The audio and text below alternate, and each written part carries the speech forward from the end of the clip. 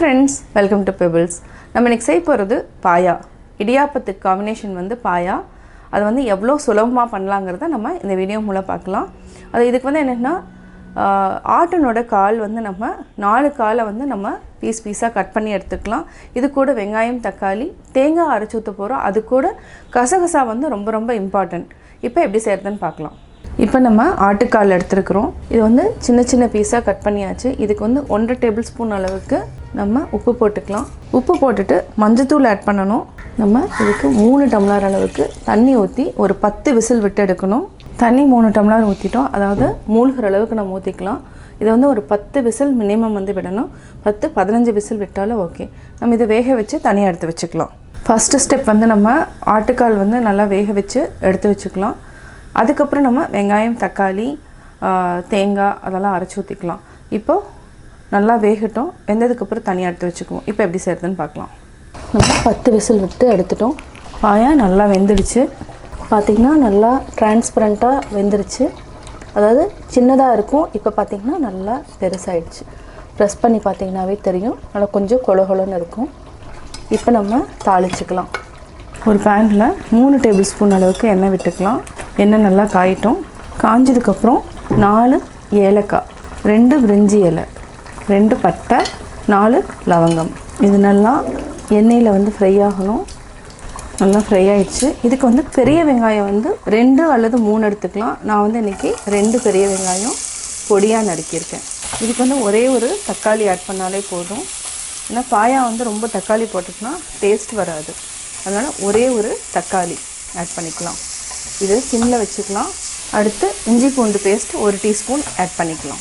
அரைக்கிறதுக்கு மெயினாக வந்து இதுக்கு 1 டேபிள் ஸ்பூன் கசகசா 1 மணி நேரம் நான் ஊற வச்சுருக்கிறேன். இப்போ நம்ம இதையும் ஆட் பண்ணிக்கலாம். இந்த பாயாவுக்கு வந்து கசகசா வந்து ரொம்ப இம்பார்ட்டன்ட். இதுக்கு நம்ம ஒரு 15 அல்லது 20 முந்திரி ஆட் பண்ணிக்கலாம். இந்த அளவுக்கு நம்ம முந்திரி ஆட் பண்ணிக்கலாம். 1 மூடி தேங்காய் ஆட் பண்ணுறேன்.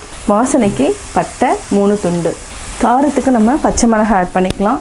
பச்சை மிளகாய் ஒரு 5 அல்லது 6 ஆட் பண்ணணும். நம்ம 6 பச்சை மிளகாய் ஆட் பண்ணிக்கலாம். இது வந்து எண்ணெயில் வதக்கியும் போடலாம், அப்படியேவும் போடலாம். எண்ணெயில் வதக்கி போட்டால் ரொம்ப நல்லது.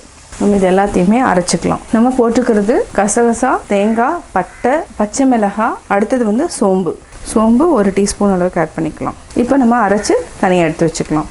நம்ம தேங்காய் பேஸ்ட்டு அரைச்சி வச்சுட்டோம். இதை வந்து நம்ம தனியாக எடுத்து வச்சுக்கலாம். வெங்காயம் நல்லா வெந்துடுச்சு.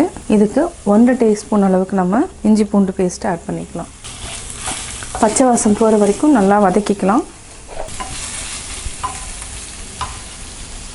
வெங்காயம் போட்டுட்டோம். அதே மாதிரி நம்ம இஞ்சி பூண்டு பேஸ்ட்டு போட்டு பச்சை வாசம் போகிற வரைக்கும் வதக்கியாச்சு. அடுத்தது தக்காளி. ஒரே ஒரு தக்காளி போதும். பாயாவுக்கு ரொம்ப ஆட் பண்ண வேண்டாம். இது ஒரு 2 நிமிஷம் வரைக்கும் நல்லா வதக்கிக்கலாம்.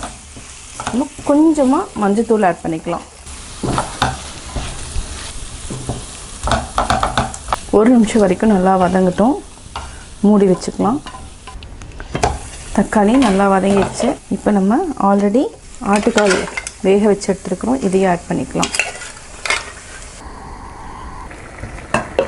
பாயா வந்து நல்லா, அதாவது ஆல்ரெடி வேக வச்சுட்டோம். கொஞ்சம் அந்த பச்சை வாசம் போகிற வரைக்கும் நம்ம வேக வச்சுட்டு அதுக்கப்புறம் நம்ம அரைச்சி வச்சுருக்கிறத ஊற்றிக்கலாம். இன்னும் ஒரு 3 நிமிஷம் வரைக்கும் நல்லா வேகட்டும். அதாவது மசாலாலாம் நல்லா இறங்கணும். இதை வந்து மூடி வச்சுக்கலாம்.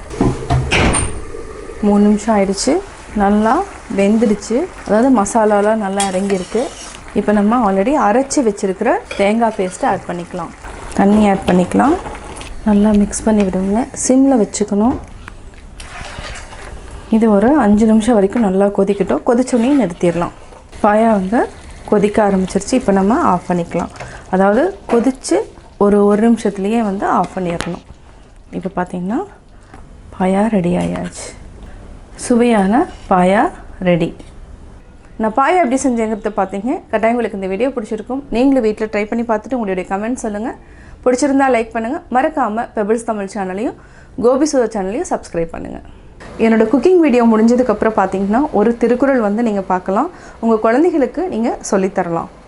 இணை துணை தென்பான் தொன்றில்லை விருந்தின் துணை வேள்வி பயன். விருந்தினரை உபசரிப்பவனது பலன் எவ்வளவுதான் என்று எல்லையிட்டு கூற முடியாது.